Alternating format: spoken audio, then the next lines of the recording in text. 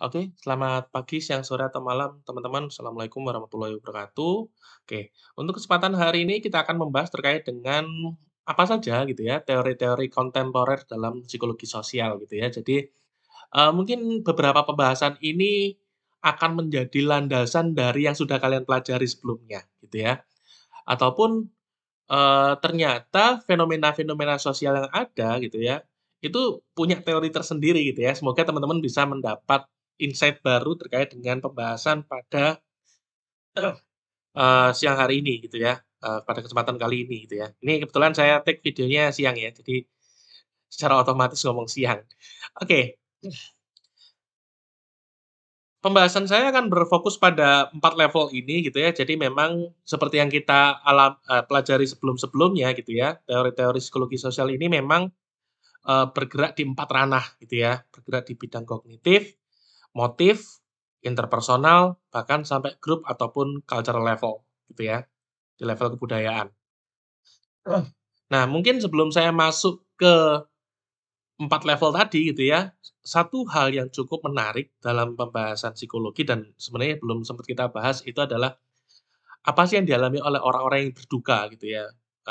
Mungkin ketika video ini dibuat gitu ya, pandemi baru saja apa ya, memasuki, babak baru, semua orang sudah bisa hidup dengan apa ya, pandemi menjadi endemi di beberapa negara, orang-orang sudah menganggap, Covid sebagai, ya penyakit, seperti halnya flu gitu ya, ataupun demam berdarah, mematikan iya, tapi, eee, apa ya, mereka berupaya sudah, apa ya, berdamai dengan kondisi yang ada gitu. Tapi, pandemi kemarin juga sebenarnya menyebabkan banyak orang yang meninggal dunia gitu ya. Jadi memang, kita perlu melihat bagaimana atau sebenarnya apa sih yang terjadi pada mereka gitu ya.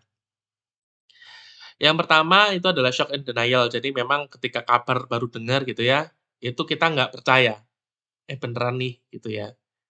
Terus kemudian ya, respon syok itu adalah perlindungan emosional. Jadi memang kita merasa, "Ah ini nggak apa, ini pasti nggak terjadi deh, ini nggak mungkin deh, ini nggak mungkin," gitu ya. Sebenarnya itu menyediakan perlindungan emosional di mana ya, oke, ini enggak terjadi. Jadi, meyakinkan kognitif dia bahwa kondisi yang ada itu berbeda dengan keyakinan dia, gitu ya, memperkuat keyakinan dia. Nah, setelah mereka nggak bisa menyangkal lagi gitu ya, nah ada perasaan, pain or guilt. Jadi memang, respon fisik, eee, respon, apa namanya, hormonal ketika orang merasa sakit secara fisik dengan sakit secara, mental itu dalam artian ini, apa ya, bukan sakit mental dalam artian, permasalahan kesehatan mental gitu ya, tapi memang perasaan sakit diakibatkan kehilangan gitu ya, sama perasaan sakit akibat dipukul secara fisik gitu ya, itu sama, hormon yang aktif sama teman-teman. Jadi memang merasa sakit pada masa ini kita harus menampakkan kesedihan bukan disembunyikan gitu ya. Jadi memang kalau ada orang-orang yang, di fase ini jangan ngomongin, "It's okay kok," gitu ya, itu jadinya malah toxic gitu ya. Jadi kalau mau nangis nggak apa-apa, nangis so nggak apa-apa gitu ya. Justru kita mendorong seseorang untuk, meluapkan apa yang dia rasakan gitu ya. Bahkan di sisi lain, seseorang bisa merasa sangat bersalah karena dia merasa tidak membantu apapun, tidak melakukan apapun untuk menyelamatkan gitu ya, rasa bersalahnya itu di sini. Terus kemudian ada anger and bargaining, jadi karena, apa ya, rasa frustasi seseorang jadi marah gitu ya. Jadi, nah di fase ini nih teman-teman yang misalkan kalau kalian mengamati ada teman yang seperti ini gitu ya, dia melampiaskan kemarahan dan lain sebagainya, ketika dia sedang berduka gitu ya. Pahami ini adalah salah satu step yang dia alami, gitu ya. Kalian juga bisa meng-encourage orang lain atau menginformasikan orang lain bahwa kalau misalkan kamu sakit, kamu jangan ke orang lain, eee, apa ya, kalau misalkan kalian sendiri yang mengalami, tolong diatur. Maksudnya sedikit di-manage bahwa apa yang kamu sampaikan bisa jadi melukai orang lain, gitu ya. Terus kemudian, kalaupun ada orang lain yang disakiti, kamu mengedukasi mereka bahwa ini adalah salah satu tahapan ketika seseorang itu sangat berduka, gitu ya. Terus kemudian bargaining ini lebih ke arah, "Kenapa sih saya kok harus sejatuh ini, seperti ini, sesakit ini?" Gitu ya. Dia, mempertanyakan kenapa. ini terjadi pada kita, ya. Depression, kita mulai mengevaluasi kembali gitu ya, melakukan refleksi atas apa yang kita alami, merasakan kesepian gitu ya, ada yang kosong, ada yang berbeda dari biasa-biasanya gitu ya. Itu wajar banget. Nah, ketika depresi ini, eee, pada fase depresi inilah kemungkinan seseorang tidak bisa kembali, dalam artian, dia ada di fase, apa ya, turun terus, nggak bakal naik gitu ya, karena selanjutnya ada titik balik. Jadi memang dia merasa bahwa semuanya menyedihkan terus, dia sedih terus-menerus. Nah, ini yang disebut sebagai kemampuan, resiliensi gitu ya, kemampuan untuk kembali ke kondisi awal. Nah, biasanya orang kalau misalkan tidak punya daya lenting gitu ya, kalau bahasa Indonesianya atau resiliensi, dia tidak resilient, dia akan jatuh di depression ini, gitu ya.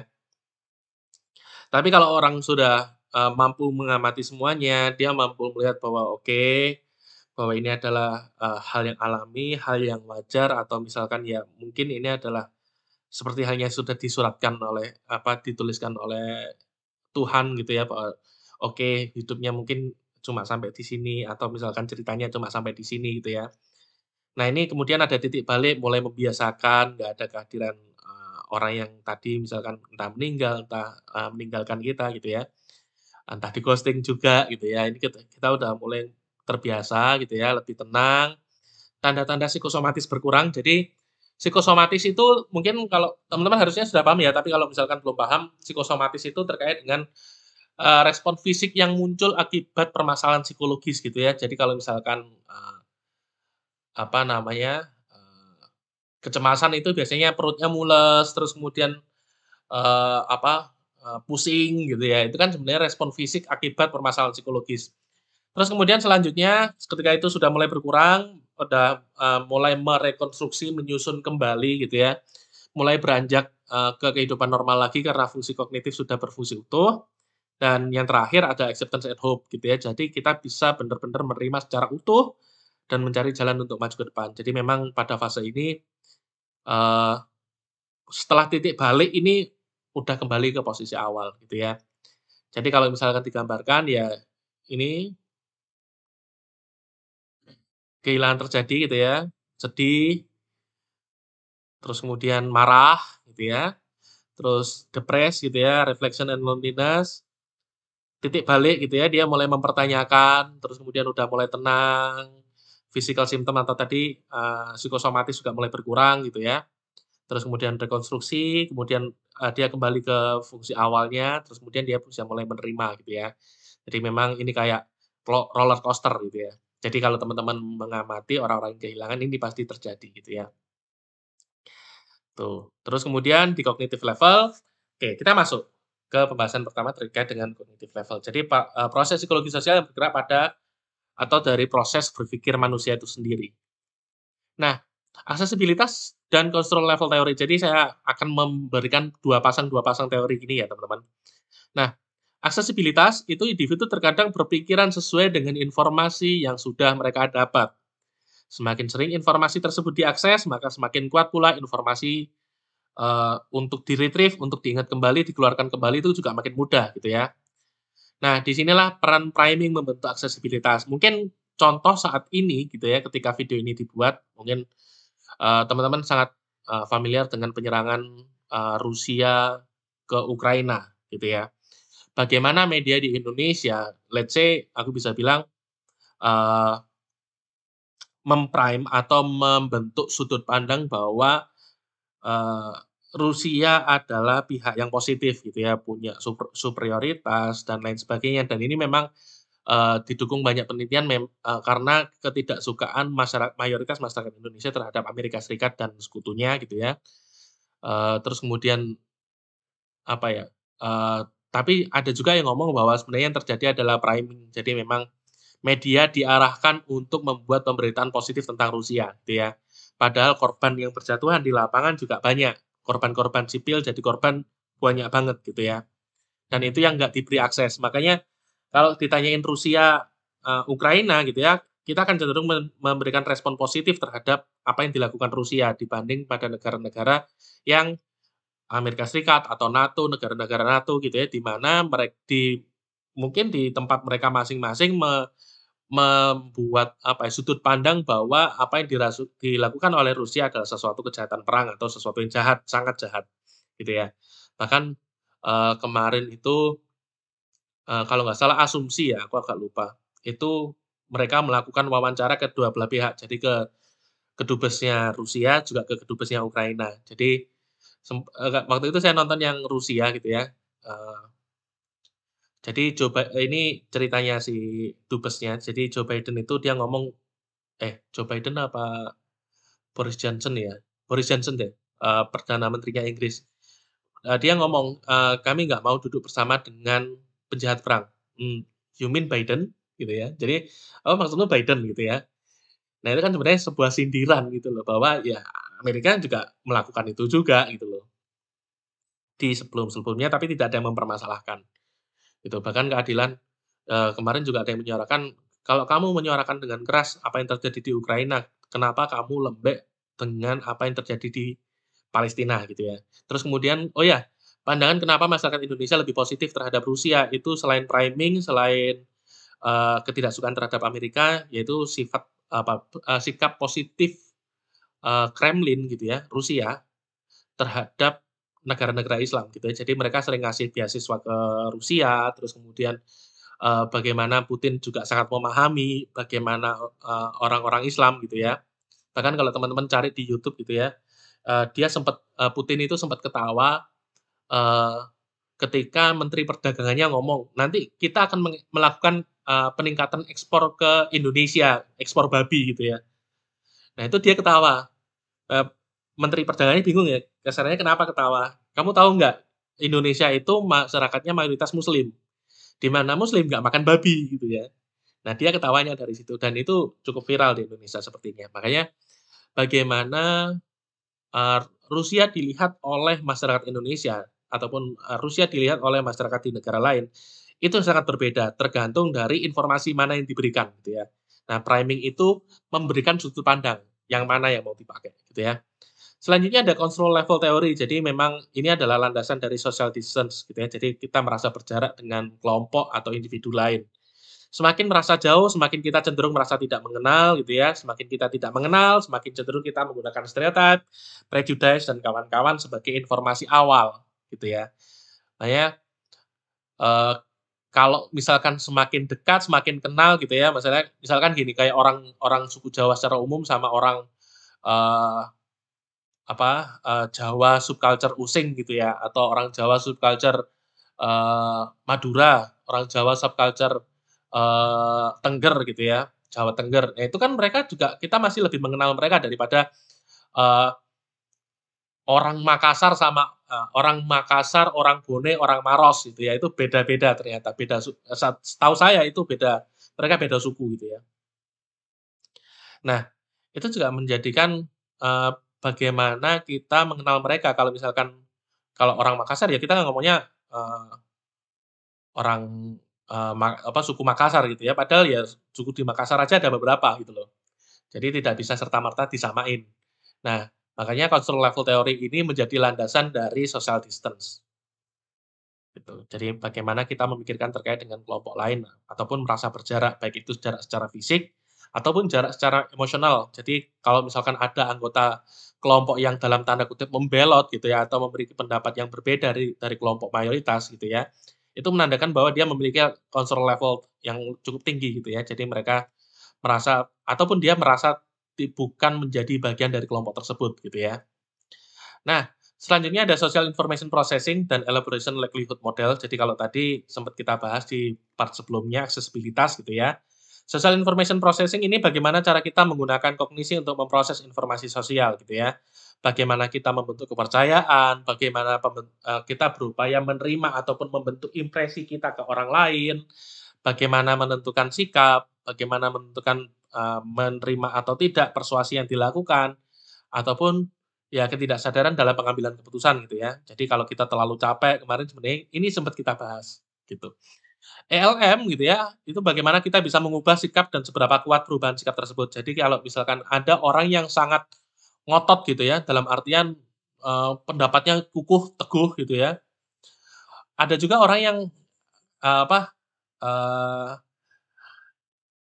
apa ya, dipengaruhi dikit, ya ikut deh gitu ya. Nah itu, eee, teorinya landasannya elaboration likelihood model. Jadi memang bagaimana kita mengubah sikap dan seberapa kuat perubahan sikap tersebut.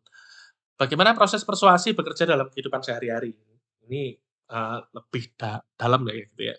Jadi persuasi landasan teorinya ini, LM gitu ya, elaboration likelihood model.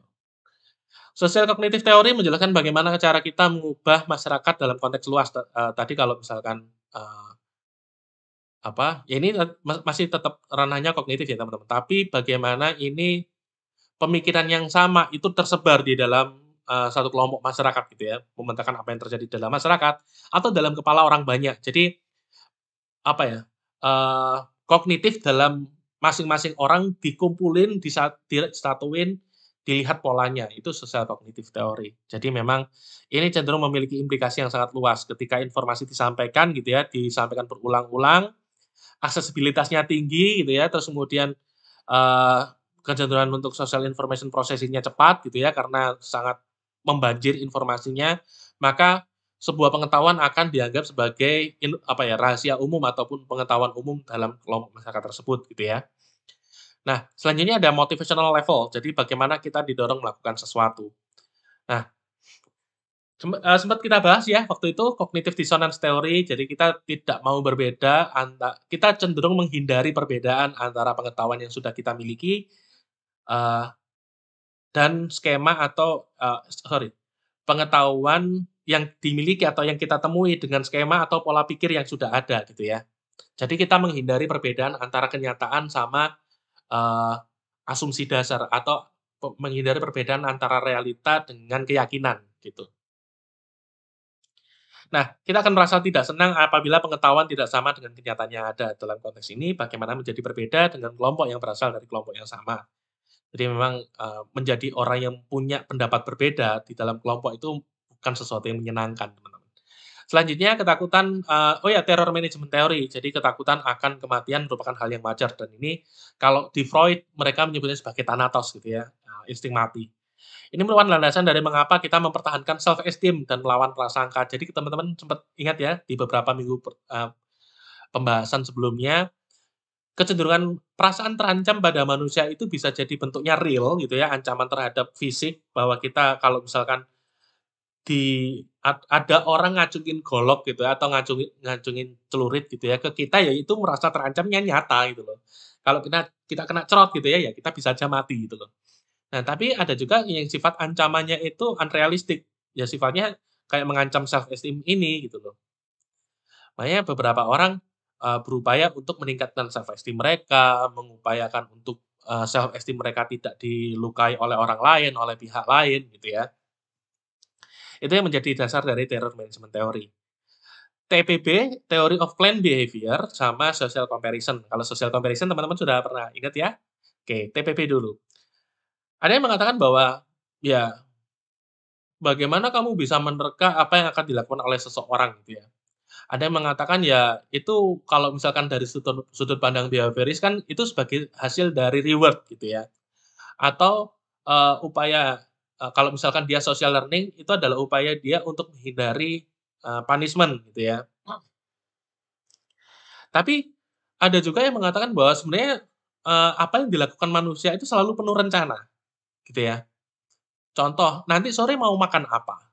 Gitu ya. Kebetulan ini saya rekam waktu bulan puasa atau misalkan nanti nanti sore mau berbuka pakai apa ya?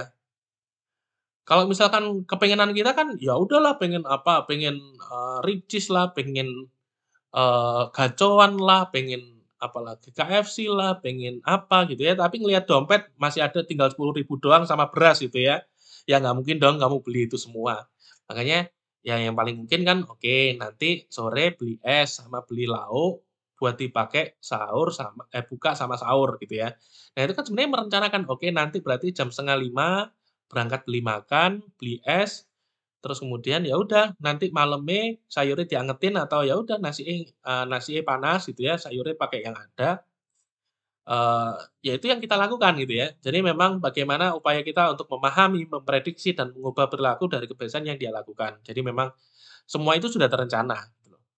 Kita nggak mungkin melakukan sesuatu yang, perilaku tanpa rencana sama sekali gitu ya. Itu yang diyakini oleh teori of planned behavior. Kalau social comparison, bagaimana kita atau kapan kita bisa mengatakan bahwa diri kita lebih baik dari dia gitu ya, kapan dia lebih baik dari kita. Nah ini hal baik cenderung upward comparison, tapi kalau hal hal buruk menimpa kita ya cenderung downward comparison. Oke, self verification theory dan uncertainty identity theory. Jadi self verification itu, eee, kan kita punya ini ya, kita punya upaya atau kita ingin dilihat oleh orang lain seperti apa sih, kan kita punya kepengenan nih gitu ya. Nah, self verification theory ini, membuktikan bahwa kita ingin dilihat sebagaimana kita melihat diri kita sendiri gitu ya, sekalipun itu adalah hal buruk. Maksudnya, ya kalau misalkan, saya ingin terlihat, sebagai orang yang, cerdas gitu ya, mungkin saya akan pakai kacamata tebel, terus kemudian pakaian yang itu-itu aja, baju kotak-kotak, mungkin celana bahan gitu ya, sangat sangat stereotyping dengan orang-orang nerds gitu ya. Nah, kalau misalkan itu sebagai landasan saya, ya sudah, berarti, eee, itu adalah cara saya untuk dilihat sebagai orang yang kutu buku gitu ya. Dan uncertainty identity theory kalau teman-teman bisa tahu, ya kita tidak mungkin punya satu identitas sosial yang paten gitu ya. Mungkin di depan kalian saya adalah seorang dosen, tapi di rumah saya adalah seorang anak gitu ya. Terus kemudian, mungkin di depan, kalian saya adalah orang yang paling tua gitu ya, tapi kemudian kalau saya di lingkungan para dosen-dosen ya mungkin saya termasuk orang yang paling muda. Ya, sebagai orang yang muda kan punya peranan bahwa, oke, berarti saya harus mengikuti apa kata orang yang lebih tua, lebih menghormati dan lain sebagainya gitu ya. Nah, makanya atas banyaknya identitas sosial yang kita miliki, kita cenderung bingung gitu, identitas kita. Bahkan identitas kita tidak mungkin di satu saja, kamu perempuan dan kamu muslim gitu ya, atau saya laki-laki dan saya muslim, nggak cuma itu aja gitu ya. Saya dosen, saya anak, dan lain sebagainya gitu ya.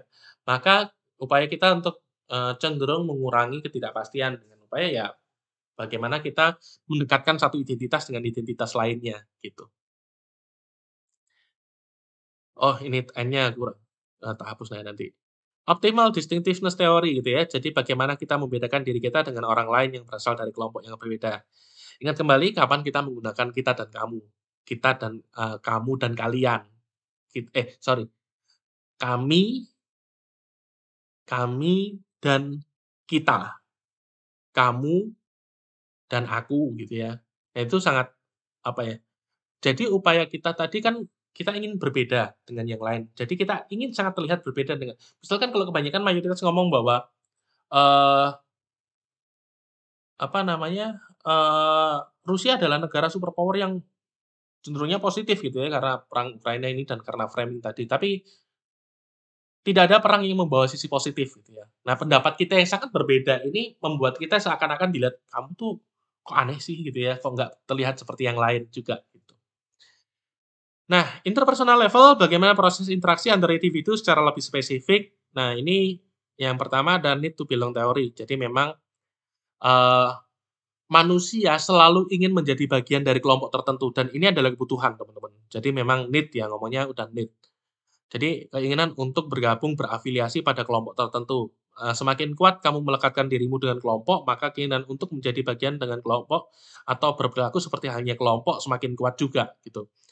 Nggak mungkin kan kamu ikut, acara reuni 212 gitu ya, kamu pakai celana jeans, kaos oblong gitu kan nggak mungkin gitu ya, kamu kemungkinan akan pakai, apa, pakaian yang longgar, model-model gamis gitu ya. Itu yang mungkin akan kamu pilih gitu ya. Terus kemudian ada sosiometer teori. Jadi ini bagaimana individu melihat dirinya berharga dan berarti di dalam kelompok apa tidak. Jadi memang, mungkin kalau di Twitter saya mengamati bahwa, dia bukan mengeluh ya, dia menceritakan bahwa dia merasa dirinya hanya digunakan ketika atau dia gini, dia hanya dianggap ada ketika orang-orang di sekitarnya minta bantuan sama dia gitu ya. Nah itu kan dia menganggap bahwa, "Oke, saya hanya berharga ketika dalam kondisi ini," gitu ya. Selebihnya saya nggak berharga sama sekali. Nah itu, pembahasan di sosiometer teori, ya. Attachment teori seberapa kita, apa ya, lekat, dengan orang lain gitu ya. Kelekatan individu dengan orang lain menjadi bahasan utama dalam penelitian atau dalam tema ini. Jadi, eee attachment ke orang tua, attachment ke pengasuh gitu ya, makanya kayak siapa tuh, mungkin kayak teman-teman tahu ya Kartika Putri ya. Kartika Putri itu sekalipun dia orang Palembang, tapi pengasuhnya orang Tegal, orang Slawi kalau nggak salah.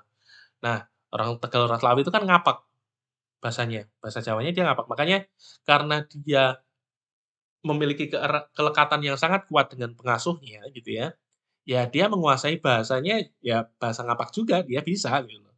Dia bukan orang ngapak, Kartika Putri orang Palembang, tapi dia lebih terkenal, logatnya ketika dia berbicara dia, logat ngapak gitu ya. Itu, eee, menjadikan ciri khas yang sangat berbeda gitu. Makanya attachment theory ini bisa mempengaruhi perkembangan anak gitu.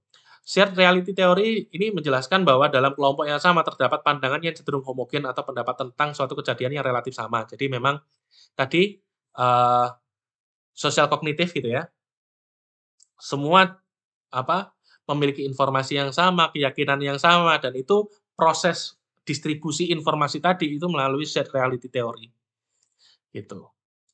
Cultural level, bagaimana interaksi antar kelompok terjadi pada ranah sosial. Yang pertama adalah theory of cooperation. Kalau dari judulnya teman-teman bisa menduga ini adalah terkait dengan kerjasama gitu ya. Merupakan pembahasan kapan kita memutuskan untuk bekerja sama atau bahkan berkompetisi dengan kelompok lain gitu ya.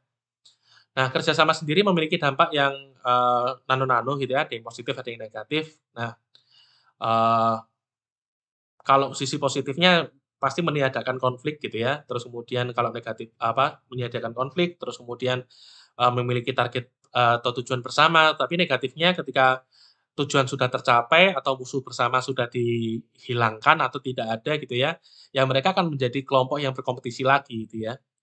Bagian ini juga membahas bagaimana kita membayangkan penyelesaian konflik gitu ya. Jadi bagaimana, eee, konflik itu bisa muncul dan diselesaikan. Nah, ini sangat kuat dipengaruhi oleh persepsi keadilan. Jadi apabila dalam, ya kan namanya konflik ada win-win solution, win-lose solution, lose-lose solution gitu ya.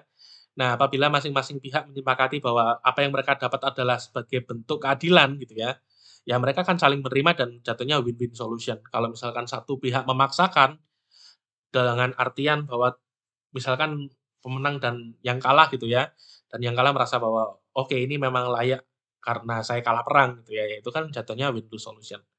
Terus kemudian fokus theory of normative conduct, kalau dari namanya ada normatif gitu ya, dan norma.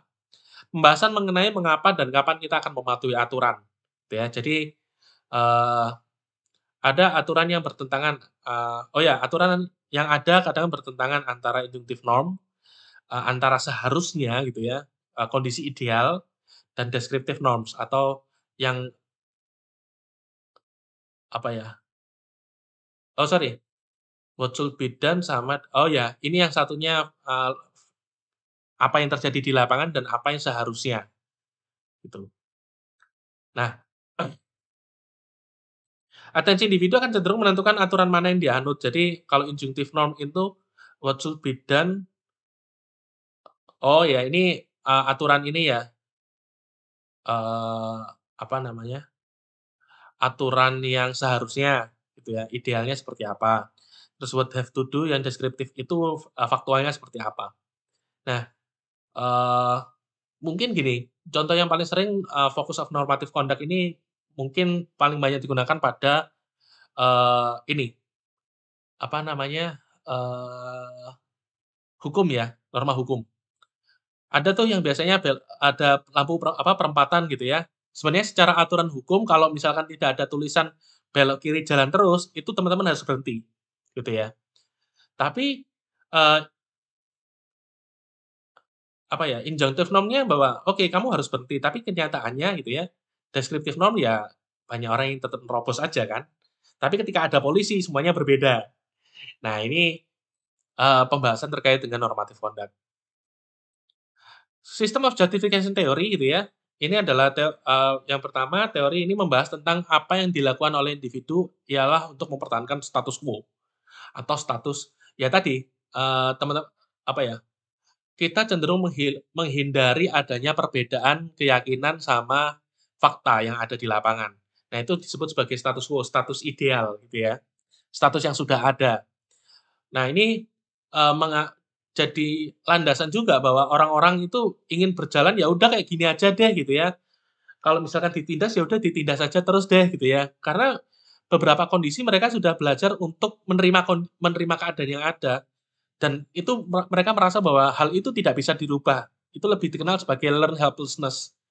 Jadi mereka belajar untuk tidak berdaya, gitu. Nah ini, mungkin kalau teman-teman lihat di baknya truk gitu ya, ini selalu ideal gambar Pak Harto, isi penak zamanku toh. Nah itu kan mereka sebenarnya sulit untuk melihat kemajuan bahwa saat ini semuanya sudah sangat berbeda, gitu ya. Justice theory yang sering kita pertanyakan ialah apakah kita akan membagi sama rata gitu ya, ataukah kita akan membagi sesuai dengan kapasitas dan kebutuhan masing-masing. Nah, justice theory ini akan kita bahas dari gambar ini gitu ya. Keadilan, equality, atau equity, gitu ya. Kalau equal sama rata gitu ya, ya orang yang sangat tinggi dia lebih dari cukup, orang yang, tingginya B aja dia juga udah dapat gitu ya, tapi ada satu orang yang tidak mendapatkan benefit sama sekali. Kalau equity, orang yang tinggi mungkin tidak butuh bantuan, tapi orang yang, lebih kecil butuh bantuan gitu ya. Nah ini adalah bagaimana proses kita menentukan keadilan dalam proses interaksi sosial gitu ya. Nah, minority influence. Ini adalah contoh bagaimana kelompok-kelompok minoritas itu bisa memengaruhi mayoritas, karena sebelumnya ini sempat kita singgung ya sedikit, karena kebanyakan fenomena yang ada adalah kelompok mayoritas menentukan apa yang dialami oleh semua kelompok, gitu ya. Adanya konsistensi, keinginan untuk tetap menjadi bagian mayoritas dan tidak menunjukkan pertentangan dengan mayoritas akan membuat ide minoritas lebih dapat diterima, gitu ya. Nah, ini yang cukup ramai gitu ya beberapa waktu yang lalu, karena Jepang itu sistemnya patriarki, penurunan apa ya, inheritance atau apa ya, menurunkan garis raja itu selalu dari laki-laki. Tapi karena kaisar yang sekarang tidak memiliki anak laki-laki sama sekali, bahkan salah satu anak perempuannya juga meninggalkan, kekaisaran gitu ya untuk menikah dengan, eee, suaminya yang orang biasa gitu ya. Dia melepas status, putri gitu. Nah, kalau melihat seperti ini apakah akan ada ratu di Jepang? Terus kemudian di Yogyakarta juga sama gitu ya. Eee, Hamengkubuwono X itu dia tidak punya anak laki-laki gitu ya, semua anaknya perempuan. Dan di sana, di kalangan masyarakat bawah, ya mereka sebenarnya cenderung menerima aja kalau misalkan, eee, untuk pertama kalinya Yogyakarta punya sultanah gitu ya. Tapi kalau misalkan di anggota keluarga yang lain sepertinya me ep apa ya, komplain keras dengan hal itu. Dan yang selanjutnya ada SIT, Social Identity Theory gitu ya. Jadi, bagaimana kunci dari interaksi antar kelompok atau bahkan antar individu gitu ya.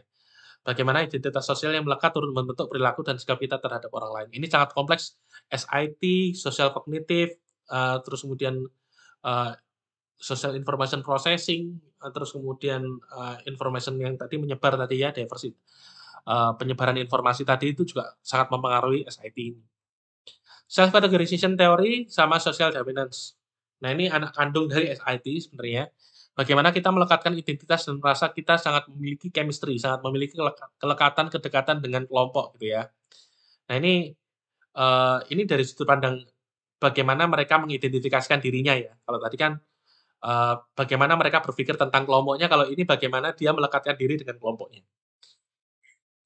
Nah, social dominance teori ini membahas bagaimana kelompok mengembangkan segregasi dalam struktur masyarakat. Jadi Melanggengkan melanggengkan penguasaan sumber daya aset itu hanya kepada satu kelompok dan kelompok lain tidak, gitu ya, mendominasi kelompok lain.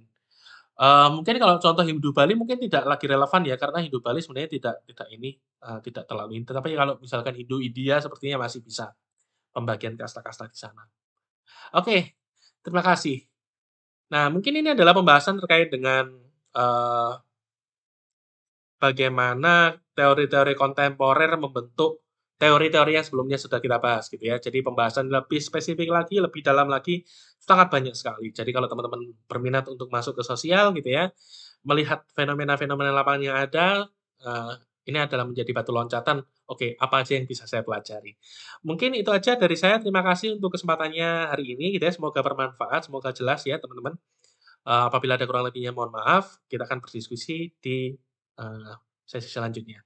Sekian saya akhiri, terima kasih, selamat pagi, siang, sore, atau malam teman-teman. Wassalamualaikum warahmatullahi wabarakatuh.